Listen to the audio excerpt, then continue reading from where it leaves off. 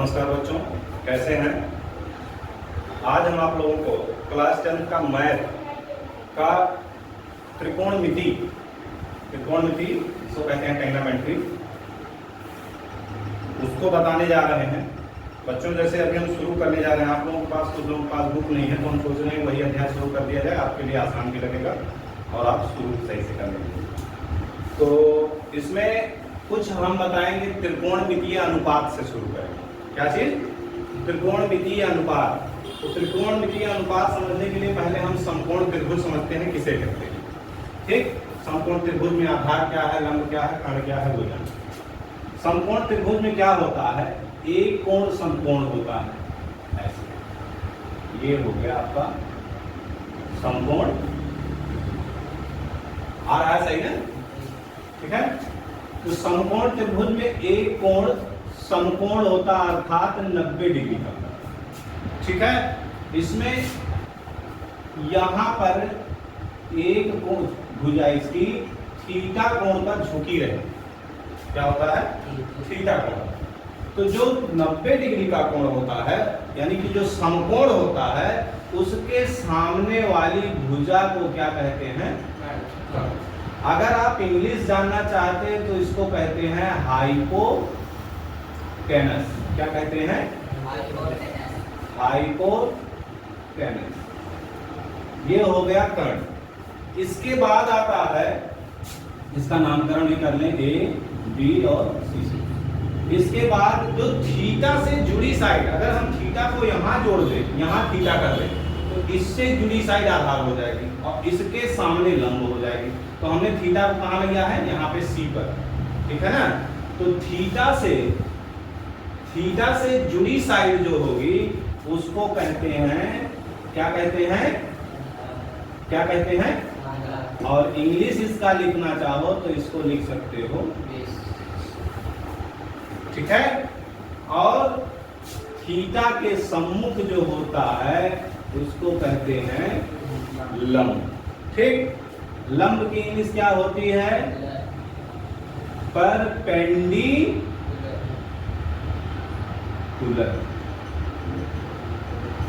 ठीक है।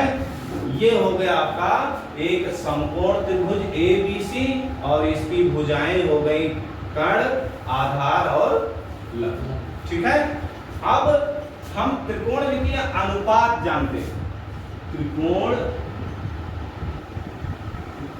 लेसन का नाम तो त्रिकोणमिति है ही। तो त्रिकोण माने तीन कोण, है ना? त्रिकोणमितीय अनुपात क्या कहेंगे? त्रिकोणमितीय अनुपात। अगर इंग्लिश आप जानना चाहते हो तो ट्रिग्नोमेट्री रेशियो। ठीक है ना? अब हम इसमें सबसे पहले आता है, देखो दो तीन चीजें हैं। आप हिंदी जानना चाहते हो तो एक होती है ज्या, एक होती है कोज्या और एक होती है स्पर्शज्या। क्या होती है? तीन होते हैं, ज्या, कोज्या, स्पर्शज्या। अगर इसकी इंग्लिश लिखें तो ये होती है साइन, ये होती है कोसाइन और यह होती है टेंजेंट। क्या होता है? टेंजेंट। तो इसी का ये पहला तीन अक्षर ले लिया गया है। और सबसे पहले ज्या यानी कि सबसे पहले हम लिखते हैं किसको? Sine theta. थीटा है तो हम लिखेंगे साइन थीटा। ठीक है। Sine theta. फिर दूसरा लिखेंगे कॉस थीटा, तीसरा लिखेंगे टैन थीटा। ठीक है। तो साइन थीटा, कॉस थीटा और टैन थीटा। अब इस त्रिभुज में साइन थीटा का अनुपात क्या है, कॉस थीटा का अनुपात क्या है, टैन थीटा का अनुपात क्या है, उसमें हम यहाँ देखेंगे। तो साइन थीटा बराबर होता है लंब बटे कर्ण। क्या होता है? लंब बटे कर्ण। अगर आप इसको इंग्लिश में जानना चाहते हो तो वो तो सिर्फ P/H लिखो, परपेंडिकुलर बाई हाइपोटेनस। इसको ये होता है आधार बटे कर्ण, आधार बटे कर्ण, ये आधार और ये कर्ण। इसको आप इंग्लिश में लिखना चाहते हो तो b/x, ठीक। और tan थीटा बराबर होता है लंब बटे आधार, लंब बटे, स्पष्ट दिख रहा है ना, तो लंब बटे आधार, इसको आप लिख सकते हो p/, समझ में आ रही बात। ये तो हो गई 3 अनुपात। अब इनके अपोजिट 3 और हैं। साइन का यही लिख दो, यहां लिखो, इसको लिखो 1, ये 2, ये 3। एक और है, उसको बाद में बताता हूं।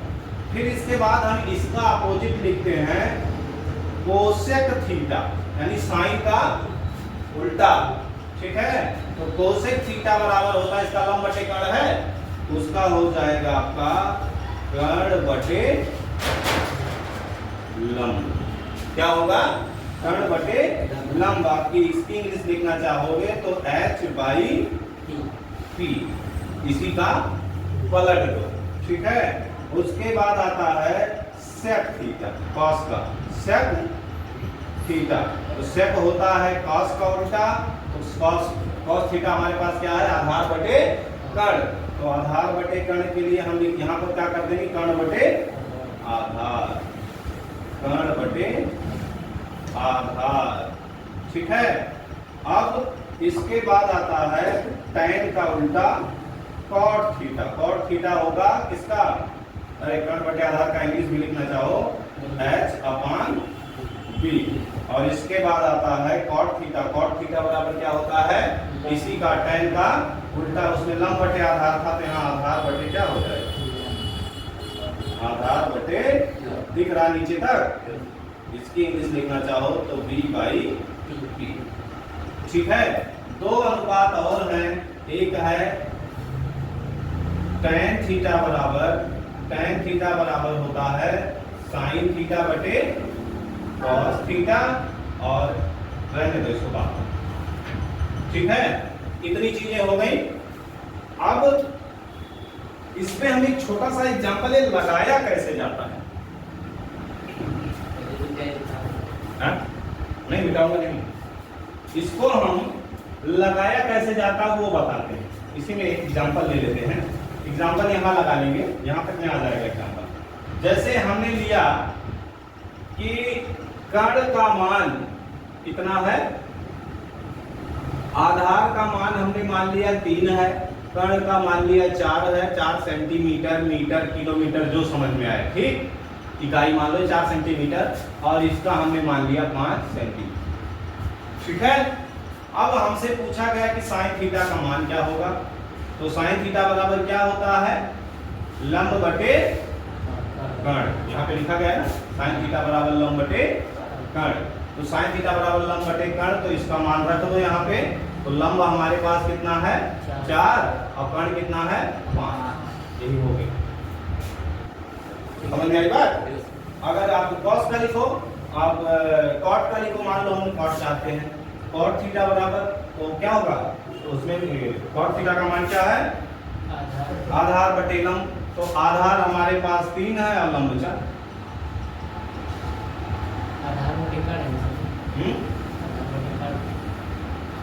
कॉट थीटा बराबर आधार बटे लंब,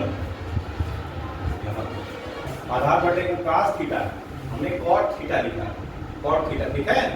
समझ में आ रही बात? कर ले जाओगे। अब मान लो हमें यहीं पे दिया है ये, और फिर पूछ लिया कि आप साइन थीटा का मान बताओ। साइन थीटा बराबर ज्ञात करो। तब क्या करेंगे हम? पाइथागोरस प्रमेय बताए थे ना, पाइथागोरस प्रमेय लगा के पहले हम कर्ण को निकालेंगे, और फिर कर्ण जब निकल आएगा फिर उसके बाद उसका मान में, हाँ। चलो अब हम और एक बता देंगे एग्जाम्पल में, इसको लिख लो आप।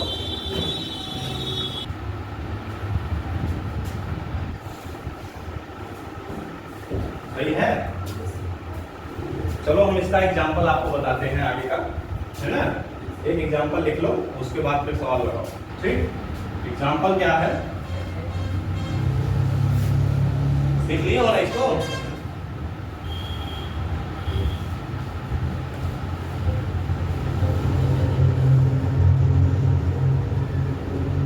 इसमें आपको इस प्रकार से देगा क्वेश्चन,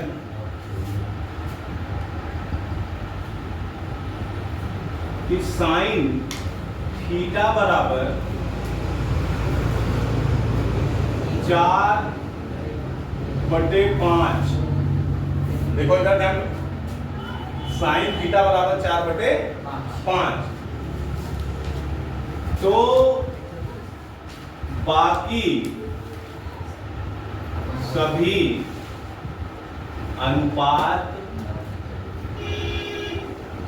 ज्ञात करो। ऐसा क्वेश्चन देगा। साइन थीटा बराबर क्या दिया है? साइन थीटा बराबर दिया है 4/5, तो बाकी सभी अनुपात ज्ञात करो।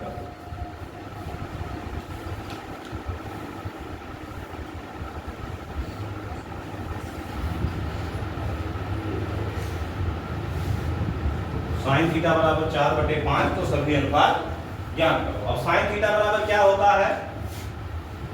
साइन थीटा बराबर होता है लंब बटे कर्ण, लंब बटे कर्ण, तो बराबर हो जाएगा लंब यानी कि 4 और कर्ण यानी कि 5, यानी ये वाला 4 है, इसको मान लो सेंटीमीटर, और ये वाला 5।